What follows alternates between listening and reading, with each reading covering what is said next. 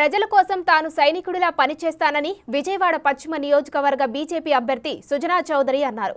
సుజనా సమక్షంలో విజయవాడ పశ్చిమ సీనియర్ కాంగ్రెస్ నేత పోతిన బేసు కంఠేశ్వరుడు పెద్ద సంఖ్యలో తన అనుచరులతో కలిసి బీజేపీలో చేరారు. పాల ఫ్యాక్టరీ కోసం స్థలం ఇచ్చిన మరుపిల్ల చిట్టి కాంస్య విగ్రహాన్ని ప్రతిష్ఠిస్తానని సుజనా హామీ ఇచ్చారు.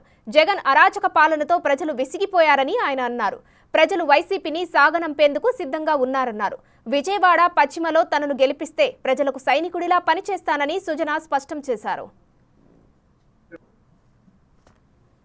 గత 40-50 సంవత్సరాల నుంచి కూడా కాంగ్రెస్ వాదులుగా ఎంతో కష్టపడి ఉన్నారు.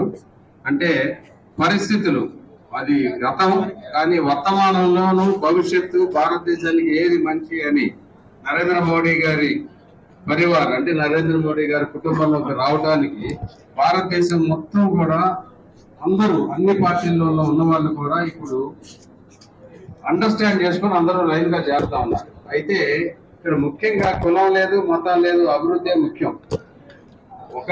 ఒకప్పుడు అనేక పార్టీలు చేసి ఉండొచ్చు. ఈ రోజు మాత్రం మన భారతదేశాన్ని అభివృద్ధి పదంలో గత 10 సంవత్సరాలు ఎలా తీసుకెళ్లారని ప్రతి ఒక్కరు చూస్తానే ఉన్నారు. వితండవాదులు తప్పించి మిగిలిన వారంతా కూడా ఒకే మాట మీద ఉంటున్నారు. అందులో తేడా లేదు.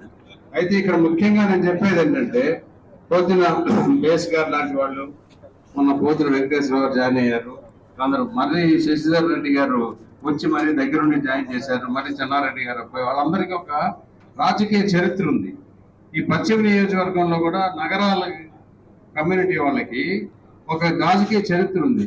ఇందాక మీరా గారు చెప్పినట్టు మర్పల్ చిట్టి గారిది బ్రాంజ్ విగ్రహం పాల ఫ్యాక్టరీలో పెట్టించడం అనేది ఈ కోడ్ అయిన వెంటనే నెక్స్ట్ మినిట్ చేపించేద్దాం. అందులో అనుమానం లేదు.